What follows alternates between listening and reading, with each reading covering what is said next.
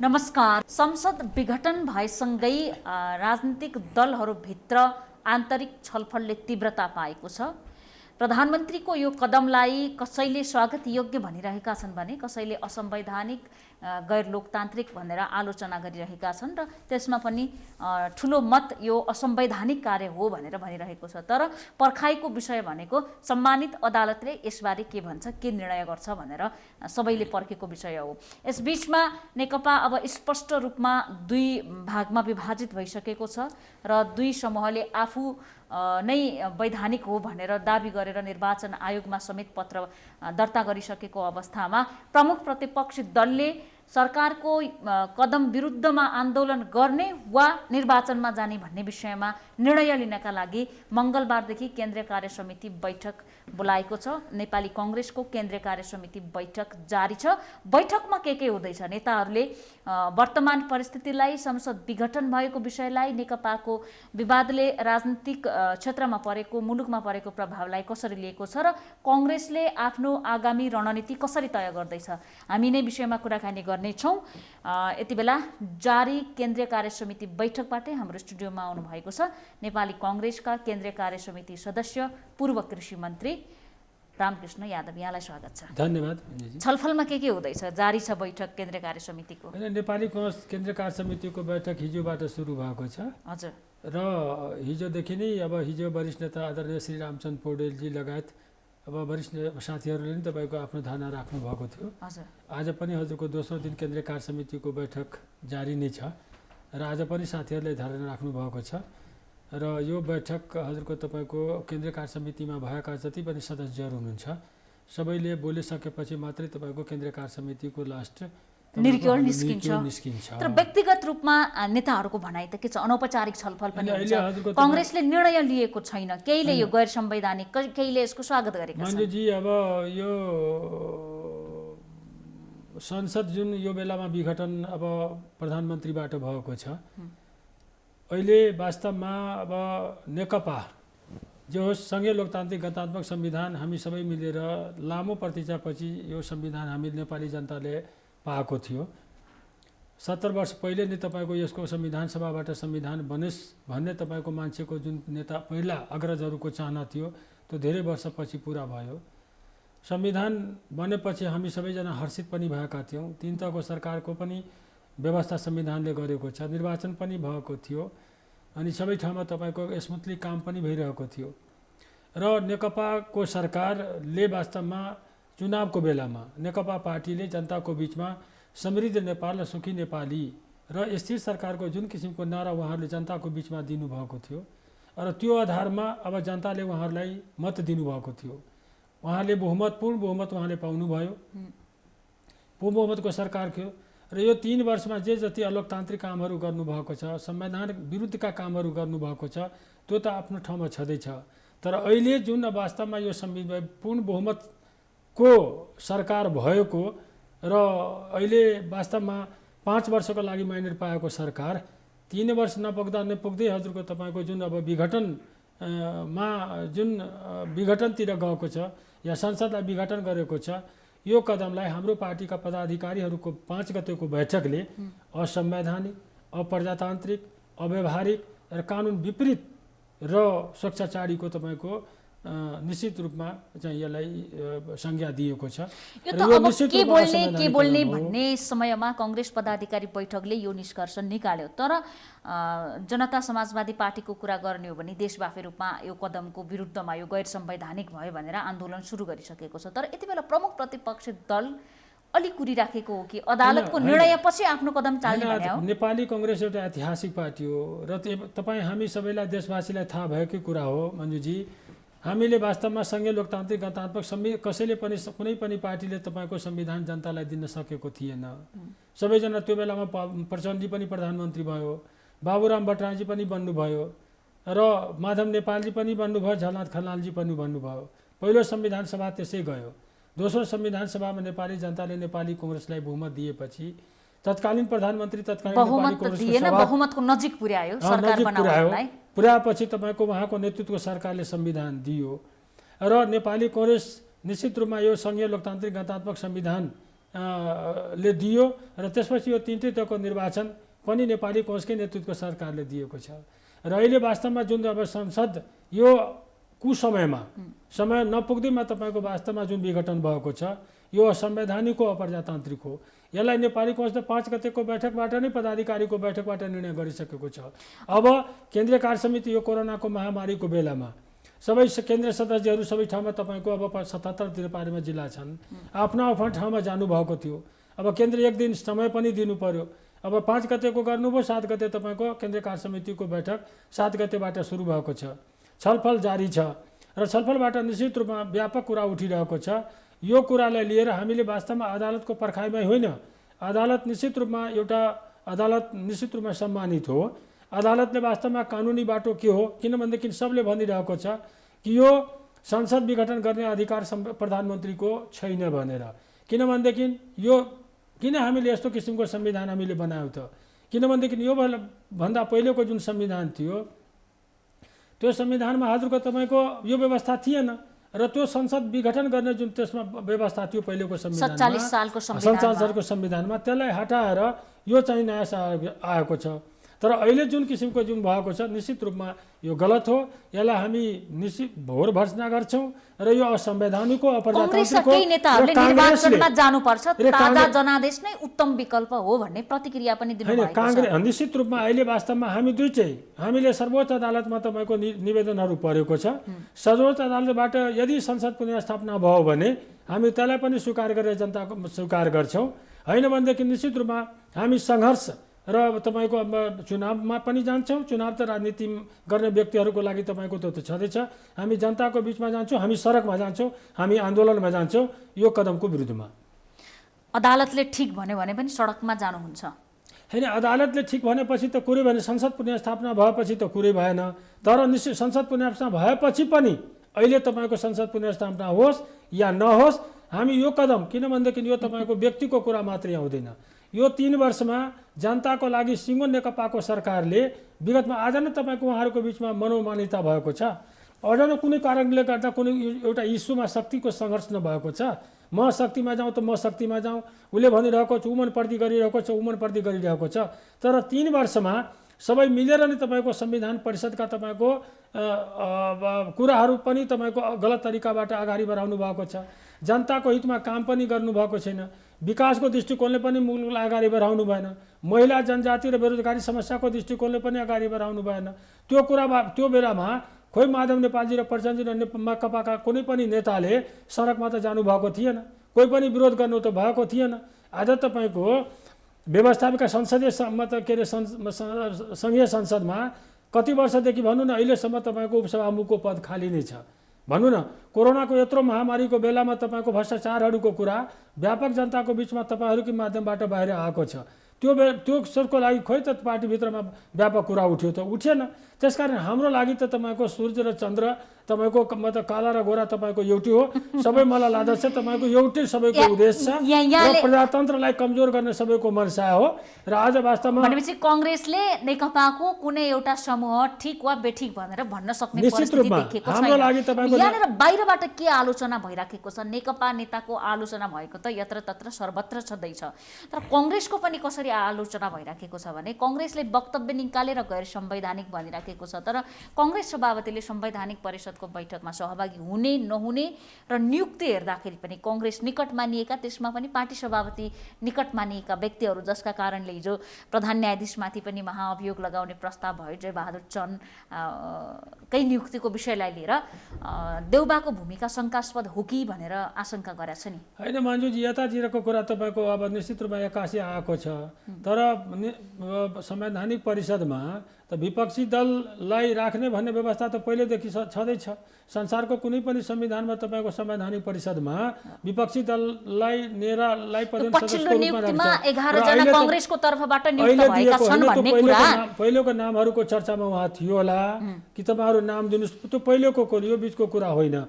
अहिले जुन संवैधानिक तपाईँको परिषदबाट जति पनि नियुक्तिहरू भएको छ त्यो सब नियुक्ति नेपाली काङ्ग्रेसको दृष्टिकोणले तपाईँको इलिगल छ, असंवैधानिक छ र तपाईँको नहुने काम नै गरेको छ। यहाँनिर एउटा इन्ट्रेस्टिङ विषय चाहिँ के छ भने 2/3 को नजिक पुगेको, बहुमतको नजिक पुगेको नेकपा यसरी दुई टुक्रामा विभाजित भएको छ।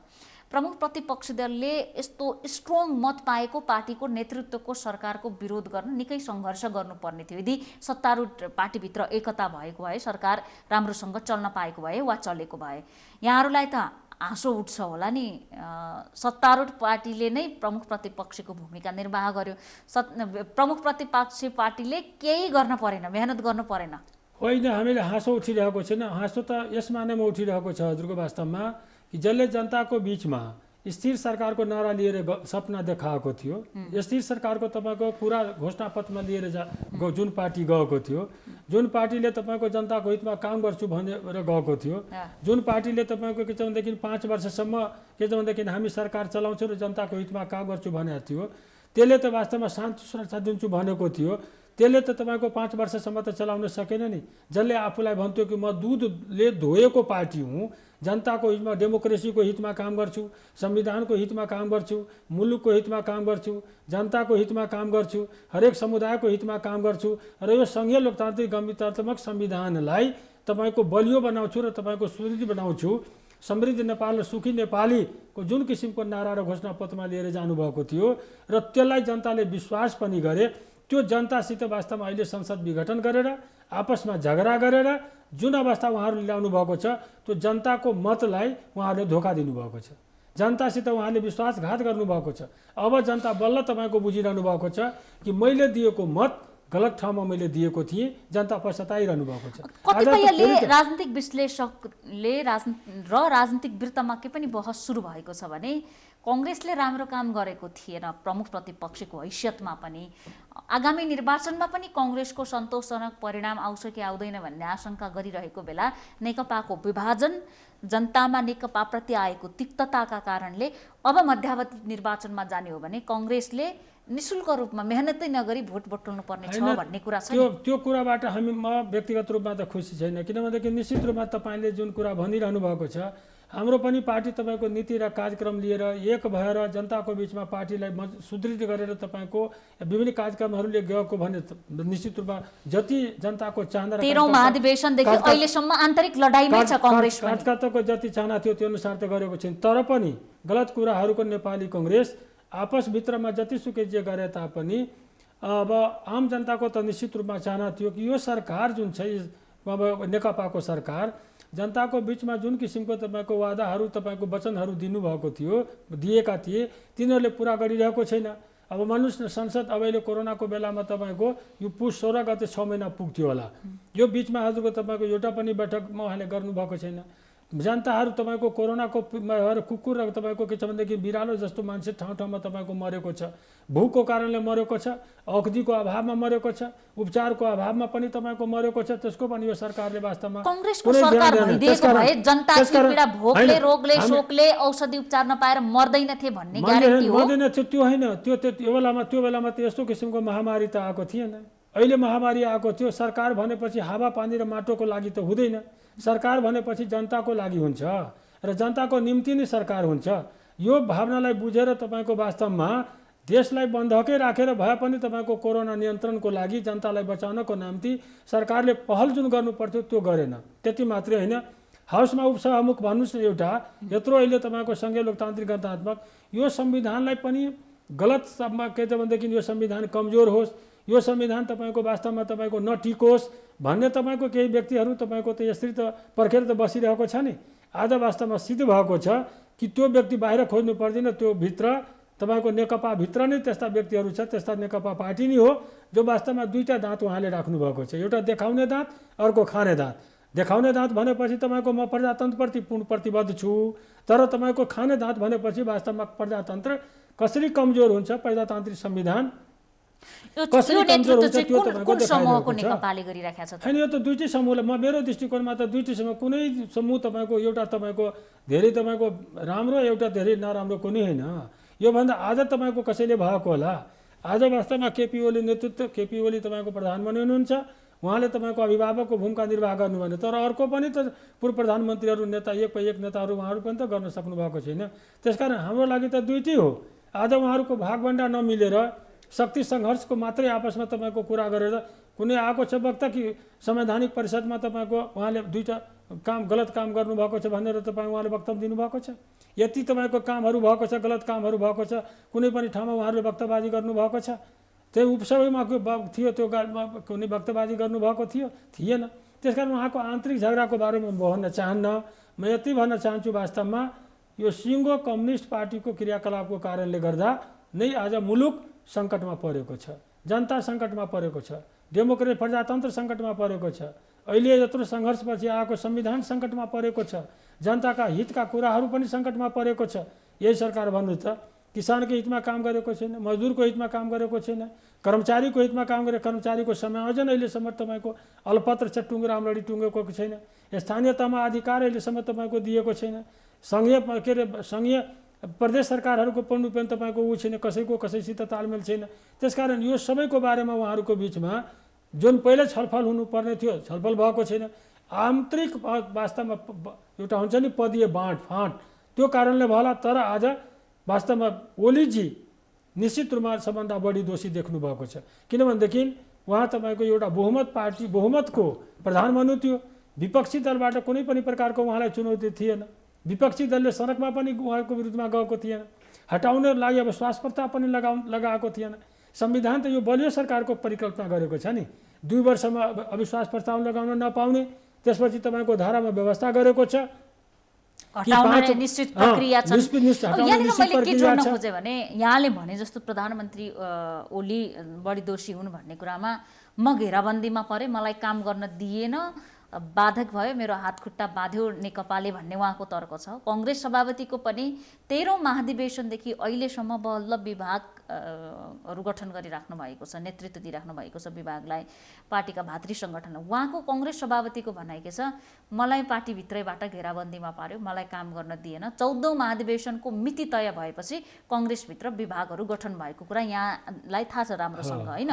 यो घेराबन्दी कसले हाल्छ त पार्टीका नेताहरूलाई, प्रधानमन्त्रीलाई? घेराबन्दी भन्नाले के छ भनेदेखि अब जो पनि पार्टीको तपाईँको नेतृत्वमा छ तिनको एउटा लामो इतिहास नै हुन्छ, सङ्घर्षको इतिहास हुन्छ, योगदानको इतिहास हुन्छ, हजुरको काम गरेको इतिहास हुन्छ। त्यो इतिहासै बोकेको व्यक्ति तपाईँको कुनै पनि पार्टीमा तपाईँको, त्यसमा पनि नेपाली कोषमा त झन् तपाईँको उहाँ 3 चोटि 4 चोटि प्रधानमन्त्री भइसक्नु भएको छ। अहिले वर्तमान त प्रधानमन्त्री केपी शर्मा ओलीजी हुनुहुन्छ, उहाँ पनि डेमोक्रेसीको लागि तपाईँको सङ्घर्ष गर्नुभएकै छ, आफ्नो पार्टीको लागि काम गरेर आउनुभएको छ। तर आजको जुन कदम भएको छ त्यो कदम अलोकतान्त्रिक कदम हो, संविधान विरोधी कदम हो। र उहाँले जुन कुरा भनिरहनु भएको छ कि मलाई पार्टीभित्र तपाईँको काम गर्न दिएन, त्यसलाई त्यसलाई समयको व्यवस्थापन गर्न उहाँले पनि सक्नु पर्थ्यो, उहाँको पनि काम हो। कङ्ग्रेस सभापतिले मुलुक सञ्चालन गर्ने भन्दा पर रहेर पार्टी सञ्चालन गर्ने जिम्मा पार्टीका नेताहरूको अवरोधका कारण सक्दिन भन्ने कुरा जवाब दिइराख्दाखेरि प्रमुख प्रतिपक्षी दलले काम गर्नै सक्थ्यो भने आफू सच्चिन नसकेको प्रसङ्गमा उसले भन्ने यो नैतिक अधिकार राख्छ?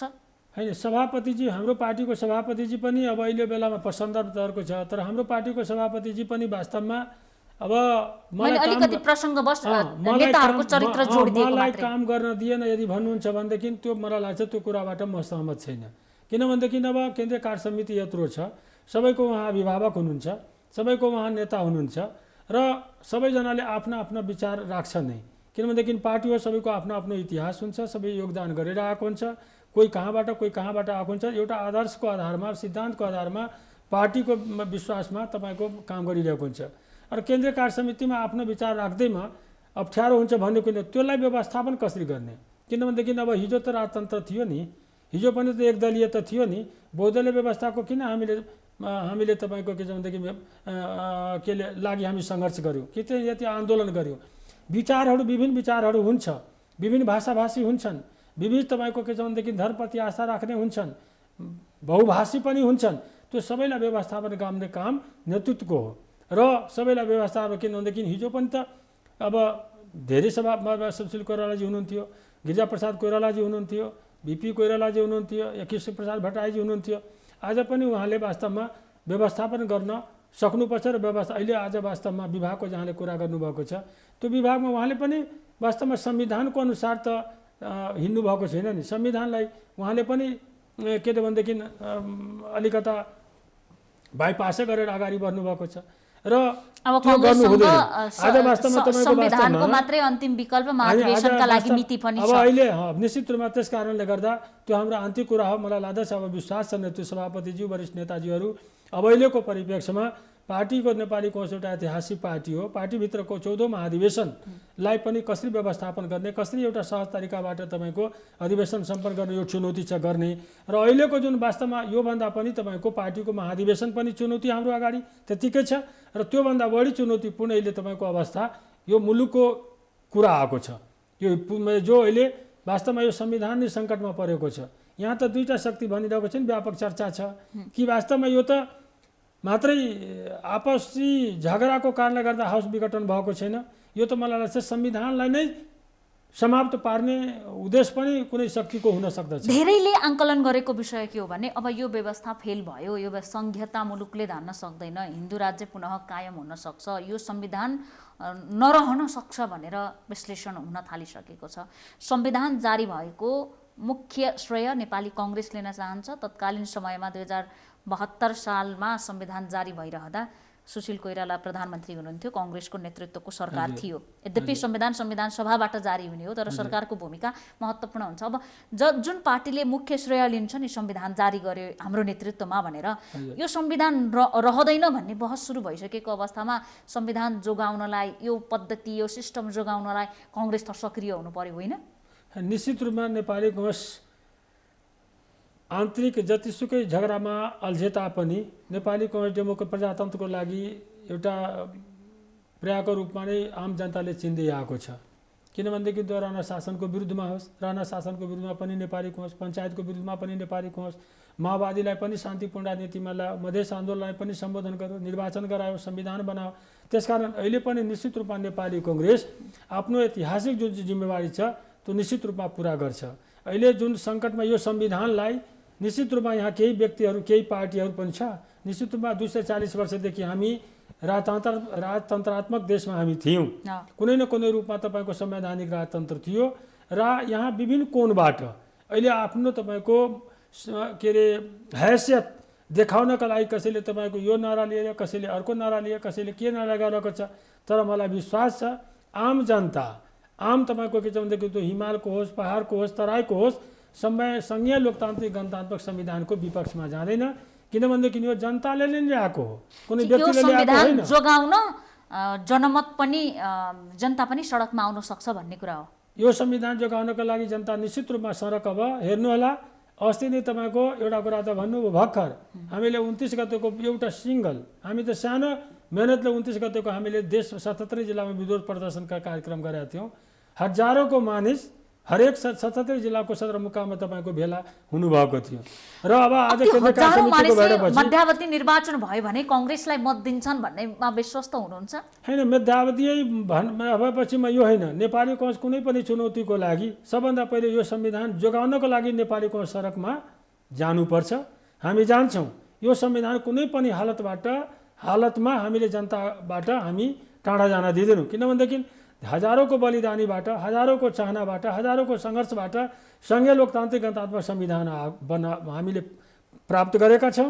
र यसलाई असफल बनाउने जहाँबाट होस् त्यो असफलतालाई हामी विफलतामा पुर्याएर नै हामी छाड्छौँ र त्यसको लागि जनताको बिचमा जान्छौँ। चुनाव भनेपछि राजनीतिमा तपाईँको राजनीति गर्ने पार्टीको लागि पर्याय नै हो। चुनावबाट कुनै पनि पार्टीले डराउनु हुँदैन। नेपाली कांग्रेस कहिले पनि डराएको छैन। हार जित आफ्नो ठाउँमा छ र विघटन भएको छ। त्यसबाट हामी खुसी होइन कि हामीले तपाईँको उनीहरूको झगडाको कारणबाट हामी ठुलो पार्टी भन्छौँ, त्यो हाम्रो होइन। दुखित हामी भएका छौँ कि यो 5 वर्षको म्यान्डेट प्राप्त गरेको सरकार किन तपाईँको अहिले तपाईँको जनतालाई फेरि यत्रो मुलुकको आर्थिक घाटा हुन्छ भन्नुहोस् त। त्यो बेलामा 30 करोड कि 25 करोड अरब रुपियाँ तपाईँको निर्वाचनको लागि खर्च भएको थियो अरे। अहिले त स्थानीय निकायलाई पैसा दिन सकिरहेको छैन, प्रदेशलाई दिन सकिरहेको छैन, कर्मचारी तपाईँको कोरोनामा तपाईँको वास्तवमा व्यवस्थापन गर्न सकिरहेको छैन, अन्य विकास निर्माणको कामहरू गर्न नसकेर अब कुछ समयमा यो निर्वाचन भइरहेको छ नि। तर निर्वाचन हुँदैमा, निर्वाचन भएपछि हामी निर्वाचनबाट भाग्छौँ भन्ने छैन। तर हामी त बुझिरहेको थियौँ किनभनेदेखि यिनीहरू वास्तवमा एकदलीय बाटोबाट गइरहेको छ र एकदलीय बाटोबाट जाने नेतृत्व अरूलाई सिधाउनुभन्दा पहिला आपसमा पनि हजुरको उनीहरूको मनमुटाव सुरु भइहाल्छन्।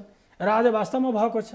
किनभनेदेखि अब जसको हातमा एउटा भनौँ न सरकार जनताले तपाईँको अब पूर्ण रूपेण अब अधिकार दिएको थियो, विश्वास गरेको थियो, त्यसले त जनता अब त बुझ्यो नि यिनीहरूले मुलुक चलाउन सक्दैन, यिनीहरू तपाईँ वास्तव मुलुकलाई हाँक्न सक्दैन। जति गफ सडकमा दिन्छ त्यति तपाईँको वास्तवमा जनताको हितमा काम गर्न सक्दैन, त्यो त प्रष्ट भएको छ नि। त्यसकारण हामी त वास्तवमा अब दुईटै कुराको लागि चुनाव भयो भने संसद यदि भयो संसद पुनर्स्थापना भयो भने यहाँनिर सोच्ने हो भने नेकपाले सत्ता सञ्चालन गर्न सकेन, नेकपाले 2/3 कदर गर्न सकेन, उसले यसको जनताको म्यान्डेटको महत्त्व बुझ्न सकेन, त्यसको फाइदा कङ्ग्रेसलाई हुने हो कि कङ्ग्रेसले राम्रो काम गरेर जनताले कङ्ग्रेसलाई मत दिने हो? जनतालाई त धोका नै हुन्छ नि। कङ्ग्रेसले के काम गरेको छ? सरकारको कारणबाट जनतालाई धोका भएको छ। हामीले मात्रै कारण हो त यहाँहरूले अझ बढी मत पाउने, बढी मत पाउने पार्टी जित्ने भन्ने? हामीले त के गर्नु, जस्तो हाम्रो दोस्रो संविधान सभाको कुरा गरौँ न, हामीले त वास्तवमा अरू के संविधान त दियौँ नि, अरूले त संविधान दिन त सकेन नि, सबै मिलेर नै दियौँ, तर सबैको नेतृत्व थियो नि, सबैको सहमतिमै संविधान जारी भयो हैन। त्यो बेलामा पहिलो अर्को पनि अब पहिलो संविधान सभामा पनि त हामी संविधान बनाउनको लागि त आतुर थियौँ नि, तर संविधान त दिएन नि, 2 पन्नाको पनि दिन सकेन नि। 12 बजे राति विघटन भयो, तर 12 बजे दोस्रो संविधान सभामा नेपाली कांग्रेसको सरकारको नेतृत्व प्राप्त भएपछि संविधान त दियो नि। त्यति मात्र होइन, निर्वाचन पनि त तपाईँको अब ओलीजी प्रचण्डजी नै हुनु प्रधानमन्त्री, उहाँले पनि निर्वाचन त स्थानीय तहको त गराउन सक्नु भएन नि। हामी त वास्तवमा काङ्ग्रेसको नेतृत्वमा भएको सरकार, बल्कि उहाँहरू पनि हुनुहुन्थ्यो, म पनि कृषि मन्त्री थिएँ, उहाँहरूको पनि मन्त्री त्यसमा सहभागी हुनुहुन्थ्यो, तर काङ्ग्रेसको नेतृत्वको सरकारले 3 तहको निर्वाचन त गर्यो नि होइन। त्यो त एउटा ठुलो उपलब्धि थियो नि, र केही धेरै यस्ता कामहरू पनि त्यो बेलामा हामीले गऱ्यौँ। हुन त वास्तवमा त्यो बेलामा वास्तवमा थोरै न हामी सरकारमा बस्यौँ, तर त्यसका मेन त हामी त दियौँ नि। आज वास्तवमा जे जस्तो कामहरू गरिरहेको थियो, तर अहिले त 5 वर्षमा चलाउन त प्रसङ्ग जोडिहाल्नु भयो, म पनि कृषि मन्त्री थिएँ भनेर चुनाव गराउने क्रममा आज मुलुकमा एउटा विवादित विषय, चिन्ताको दुःखको विषय के भने किसानहरूले खेतमा मल खाद हाल्ने बेला भएको छ, त्यो पाएको छैन। तपाईँ कृषि मन्त्री हुनुभयो, अझ तपाईँ तराईको व्यक्ति पनि हो, तराई मधेसका उखु किसानहरूको पीडा माइतीघर मण्डलमा हेर्नुहोस् त, त्यो पनि नेकपाको झगडाले, नेकपाको विभाजनले त्यो आन्दोलन पनि गौण भइसकेको छ अहिले। अब यो किसानहरूले मल नपाउने यो मुलुकमा तपाईँ कृषि मन्त्री भएका कारणले आज अहिले तपाईँले अरूलाई दोष देखाइराख्नु भएको छ। कति कृषि मन्त्री हुनुभयो होला, यहाँहरूको व्यक्तित्व विकास भयो होला, तर एउटा मल खादको कम्पनी मुलुकलाई दिन कसैले किन सक्दैन? फेरि उखु किसानहरूको लोन लिएर उखु खेती उहाँहरू गर्नुभएको थियो, जीवन उधारोमा छ, त्यहाँ आत्महत्या गर्ने परिस्थिति आएको छ, लोन लिएर तपाईँको गर्नुभएको थियो। र वास्तवमा त्यो अहिलेसम्म तपाईँको सरकारको तर्फबाट भुक्तानी नदिनु र उखु अब तपाईँको अब भनौँ न हजुरको तपाईँको चिनी मिलवालाहरूले पनि नदिनु बहुत दुःखद कुरा हो। म कृषि मन्त्री भएको बेलामा त्यसको अपराध हो, यो त एकदम अपराध हो। त्यो बेलामा मैले तपाईँको वास्तवमा गरेको थिएँ र त्यो मागप्रति हाम्रो समर्थन पनि छ, हाम्रो पार्टीको पनि समर्थन छ। म कृषि मन्त्री भएको बेलामा धेरै पहल गरेको थियो, तर त्यो चुनावी सरकार थियो, थोरै मैले चुनावी सरकारले चुनाव गराइराखेको थियो, तर एउटा काम गर्न नसक्ने सर्वपक्षीय बैठक बसिराखेका छन्, प्रमुख सत्तारूढ छ, प्रतिपक्षी छ, सबै संरचना छ नि राज्यका, एकदम गर्नुपर्छ। त्यो बेलामा तर किसानको कुरा आउँदाखेरि खै त त्यो बेलामा सहमति पनि गरेका थियौँ, दिन्छु भने हामी हस्ताक्षर पनि गरेका थियौँ, सबै कुरा भएको थियो, तर चुनावको मुखमा कार्य त्यो बेला हामीले दिलाउन सकेनौँ। र खादको जहाँसम्म कुरा छ, खादले त्यो बेलामा जनतालाई, म कृषि मन्त्री भएपछि हजुरको त्यो बेलामा सुक्खा थियो, र सुक्खा भएपछि तराईको 2 नम्बर प्रदेश धेरै ठाउँमा साइलो ट्युबवेल मैले वितरण त्यो बेलामा गर्न लगाएँ मन्त्रीको हैसियतले, पत्रकार सम्मेलन गरेर सबै ठाउँमा ओपन गरेँ। त्यसपछि खाद रोप्ने बेलामा खाद हामीले तपाईँको अहिले तपाईँको नेसनल ट्रेनिङको माध्यमबाट हामी खाद छोटो बाटोबाट ल्याएर जनतालाई अहिले त तपाईँको वास्तवमा कृषि प्रधान देशमा एउटा खाद कम्पनी छैन भन्नु त कति दुःखद कुरा। अहिले सबभन्दा भनेको जब यो बहुसङ्ख्यक जनता कृषिमाथि आधारित छ, यसलाई हामी नेपाललाई हामी कृषि प्रधान देश भन्छौँ, बहुसङ्ख्यक जनता किसान छन् र खेत रोप्ने बेलामा तपाईँको खाद पाएन। कांग्रेसलाई पनि तत्कालीन माओवादीलाई शान्ति प्रक्रियामा गइसकेपछि एकपटक जनताले तत्कालीन माओवादीलाई सबैभन्दा ठुलो पार्टी बनाइदिए हैन, त्यसपछि नेपाली कांग्रेसलाई सबैभन्दा ठुलो पार्टी बनाइदिए, त्यसपछि नेकपालाई ठुलो पार्टी बनाए, तीनटै ठुला राजनीतिक दलहरूले पालो नेतृत्व गर्ने अवसर पाए। जनताले तीनटै पार्टीलाई टेस्ट गरे, त्यसपछि मधेसवादी दलहरू अरू दलहरूलाई पनि राम्रो मत दिए, सहकार्य गरे। अनि कुन चाहिँ पार्टीको नेतृत्वको सरकारले आज एक अर्कालाई दोष दिनुभन्दा अगाडि एकपटक सोच्नुहोस् त, यहाँ त कृषि मन्त्री नै किसानको सबैभन्दा उच्च तहमा पुगेको व्यक्ति हो नि, यो राष्ट्रको दोष दिनुभन्दा पनि वास्तवमा मुलुकमा जति पनि विकासका पूर्वाधारहरू, एक हामी राजनीतिक कुराहरू जनताको हितमा नै हामीले निर्णय गरेका छौँ। मैले निवेदन यहाँलाई गरेँ, जस्तो हजुरको तपाईँको 2046 सालको नेतृत्व कसले गर्यो? सबैले मिलाएको छ, सब त सहमति नै गर्छ। अहिले हाउस विघटन भएको छ, हामी त तपाईँको वास्तवमा विघटन होस् त चाहेका त थिएनौँ। त मैले धेरै पछि नजाँदा 46 सालमा आन्दोलनमा नेतृत्व कसले गर्यो? जनआन्दोलनको नेतृत्व काङ्ग्रेसले गर्यो। काङ्ग्रेस त्यो बेलामा चुनाव किशुनजीले गराउनु भयो, आफू हार्नुभयो तर चुनाव त सम्पन्न गराउनु भयो। त्यति मात्रै होइन, अहिले माओवादीलाई शान्तिपूर्ण राजनीतिमा तपाईँको गुडगाउँमा गएर वार्ता गरेर कसले 12 बुँदे सहमति गरेर कसले ल्याउनु भयो? संविधान कसले दियो? मैले दोहोरा। त्यसकारण मैले के गरेर भन्छु भने कि राजनीतिक मुद्दामा मुलुकको हितमा नेपाली कांग्रेस कहिले पनि पछि परेको छैन, बल्कि नेपाली कांग्रेस अग्रपन्थीमा रहेर गरेको छ। त्यसमा दुई मत नहोला, त्यसमा कांग्रेसको दाबी स्वाभाविक होला, तर मैले जनताको जीविकासँग जोडिएका कुरामा मुलुकमा सबैभन्दा बढी नेतृत्व गर्ने पार्टी नेपाली कांग्रेसले आज अरू पार्टी धेरै दोषी हुन् म भएको भए यस्तो चमत्कार हुन सक्थ्यो भन्ने हैन। त्यो नैतिकता त राख्न सक्ने अवस्थामा छैन। गिरिजाबाबुको सरकारले सुरुमा उहाँ 3.5 वर्षमा, बहुमतको सरकार थियो, 3.5 वर्ष मात्रै चल्यो। त्यो 3.5 वर्षमा हरेक गाउँपालिकामा तपाईको बत्ती पुर्याउने योजना उहाँको थियो। पुगेन, योजना त थियो हैन, पुग्यो योजना त पुग्यो। 0 बाट तपाईको 75 अहिले पनि कति गाउँपालिका बत्ती विहीन अवस्थामा छन्, अन्धकारमा छन्। हैन छ, उहाँकै टाइममा भयो। प्रत्येक टोलमा तपाईको एउटा प्राथमिक विद्यालयको परिकल्पना गयो पनि। अहिले 3 घण्टा हिँडेर विद्यालय जाने नेपालका छ हजुरको क्षेत्रहरू छन्। प्रत्येक टोलमा प्राथमिक विद्यालयको स्थापना गर्ने तर भयो। त्यति मात्र होइन, प्रत्येक गाउँ विकास, हिजोको गाउँ विकास समितिमा एउटा उपसा चौकीको व्यवस्था भयो। यो सब त भएको छ नि। कलेजहरूको स्थापना भएको त छ नि। बाटोहरू आज पनि हुलाकी सडकको अवस्था, हाम्रै टाइममा हुलाकी सडक बनेको छ।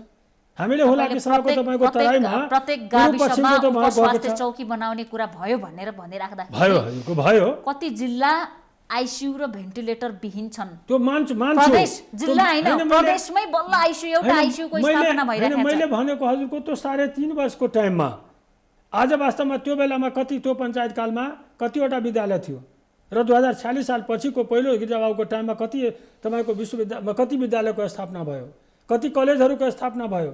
हरेक टोलमा प्राथमिक, पहिला शिक्षा स्वास्थ्यलाई सबभन्दा बढी प्राथमिकता र खानेपानीलाई उहाँले दिनुभयो। पञ्चायत कालमा वैदेशिक रोजगारीमा जाने नेपालीको संख्या हुन त परिस्थिति पनि होला हैन। आजको दिनमा जानेको संख्या कति छ? कसको टाइममा भएको छ हजुरको? रेमिटेन्स ठुलो कि मुलुकभित्र रोजगार हुनु? हैन, मुलुकभित्र पनि होस्।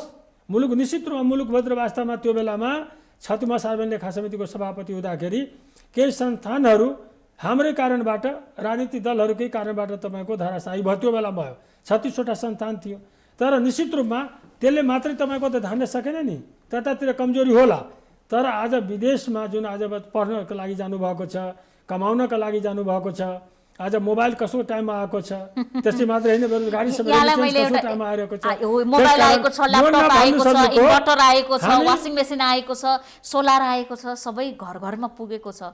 राम्रो कुरा हो। म यहाँलाई म कहाँ जोड्न खोजेँ भने रेमिटेन्स आएको छ, तर त्यो रेमिटेन्स पठाउने युवाहरूले कुन कम्पनीमा कसरी काम गरिराखेका छन्, उनीहरू कुन देशमा कति नेपालीहरू जेलमा छन्, कति नेपालीहरू कोमामा गएका छन्, कति नेपालीको सब कुन देशमा अड्किएको छ, कति नेपालीले मृत्युवरणपछि क्षतिपूर्ति पाएका छैनन्, कति नेपाली यौन शोषणमा परेका छन्, कति नेपालीहरूले निःशुल्क पारिश्रमिक गर्नु परेको छ। डाटा छ कांग्रेससँग, यो देशसँग, यो देशको सरकारसँग, कुनै पनि सरकारसँग चासो भयो? अनि पैसा गनेर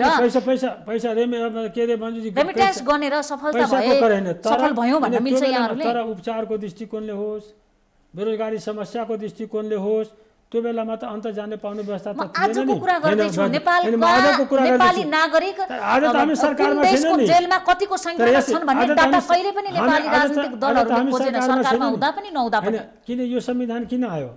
स्थिर सरकारको लागि, जस्तो योभन्दा पहिलोको संविधानमा 6 महिनामा, सालभरमा, 1 सालमा, तपाईँको 8 महिनामा, 9 महिनामा, 5 महिनामा सरकार बन्ने, सरकार झल्ने हुन्थ्यो। तर यो नयाँ जुन संविधान बनायो र नयाँ संविधानको तहत हाम्रो पार्टी नेपाली कांग्रेस सरकारमा नेतृत्व गर्न त पाएन। त्यसकारण त्यो विगतको जुन कमजोरीहरू यदि थियो, यदि होइन विगतको कमजोरी मैले 1 मिनटको लागि त्यसलाई हटायौँ। विगतको कमजोरीहरूलाई सुधार गरेर, नराम्रा कार्यहरूलाई सुधार गरेर मुलुकको हितमा, जनताको हितमा, विदेशको दृष्टिकोणले पनि, अन्तर्राष्ट्रिय तपाईँको हुन्छ नि तपाईँको सम्बन्धको दृष्टिकोणले, बेरोजगारी समस्या समाधानको दृष्टिकोणले विदेशमा गएका तपाईँको हाम्रो दाजुभाइ दिदीबहिनीहरू विभिन्न किसिमको जुन दुःख पाइरहनु भएको छ, त्यसलाई कसरी तपाईँको निरूपण गर्ने, व्यवस्थापन गर्ने, त्यो सब कुरोको लागि नै यो हामीले संविधान बनायौँ र यो संविधानको तपाईँको सरकार आज थियो। यो गर्नुपर्ने थियो, यो नगरेर खालि तुतु ममा संविधान नै सङ्कटमा पर्यो। कांग्रेसले संविधान जोगाउन सक्छ, व्यवस्था जोगाउन सक्छ हैन? यो व्यवस्था निश्चित रूपमा हामी जोगाउन सक्छौँ। हामी मात्र होइन, हाम्रो तपाईँको नेतृत्वदायी भूमिका हुन्छ। हामी जहिले पनि जसरी वास्तवमा त्यो बेलामा पनि कसैले पनि भन्थ्यो कि वास्तवमा यो मुलुकमा अब चाहिँ जनताको हितको संविधान आउँछ, जनताको अनुकूलको संविधान आउँछ, हामी ल्यायौँ। त्यसकारण अहिले पनि वास्तवमा संविधानलाई जुन किसिमको तपाईँको अपाङ्ग बनाउने काम भएको छ, संविधानलाई कमजोर बनाउने काम भएको छ, यो संविधानलाई तपाईँको भनौँ न हजुरको तपाईँको एउटा अर्को संविधान ल्याउने जुन काम हटाएर अर्को संविधान ल्याउने जुन कसैको मनसा यदि छ भने त्यो नेपाली कांग्रेस पुरा हुन दिँदैन। अन्त्यमा नेपाली कांग्रेसको अदालतको निर्णय त कुरी नै राखेको छ। कांग्रेसले आगामी रणनीति के होला त? यहाँहरूको रणनीति केन्द्रीय कार्य समितिमा छलफलमै हुनुहुन्छ यहाँ पनि? अदालतले सम्मानित अदालत, किन नेपाली कांग्रेस जहिले पनि हामी प्रतिपक्षमा भएपछि हामी आफ्नो कुरामा परिवर्तन गर्दैनौँ या हुँदैनौँ। किनभनेदेखि हामी जहिले पनि सुरुदेखि हाम्रो पार्टीको स्थापना भएदेखि नै हामी कानुनी राजलाई मान्दै आएको पार्टी हो। त्यसकारण अदालतमाथि, सम्मानित अदालतमाथि हामीलाई विश्वास छ।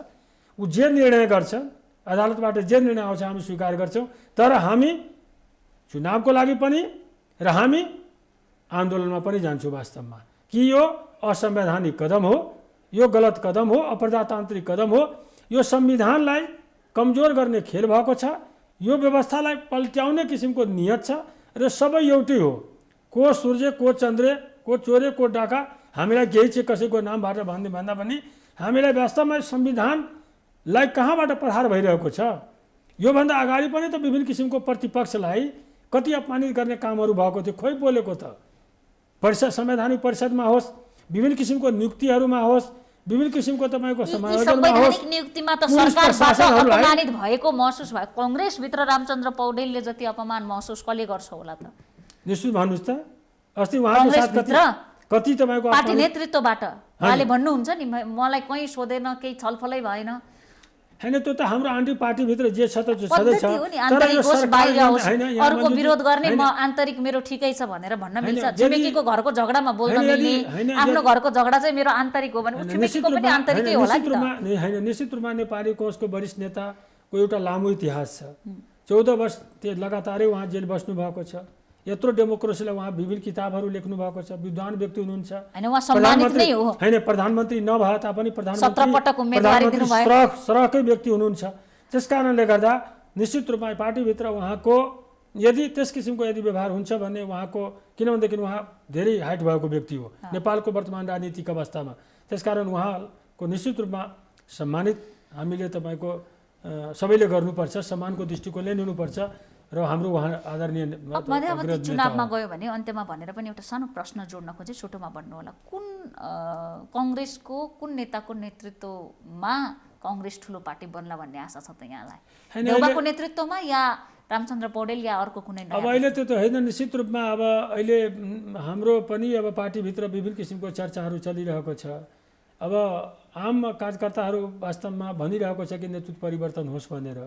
किनभनेदेखि अब वर्तमान अब सबैले कि अब अर्को नेतृत्व व्यक्तिलाई पनि अब जानुपर्छ भन्ने कुराहरू उठेको छ।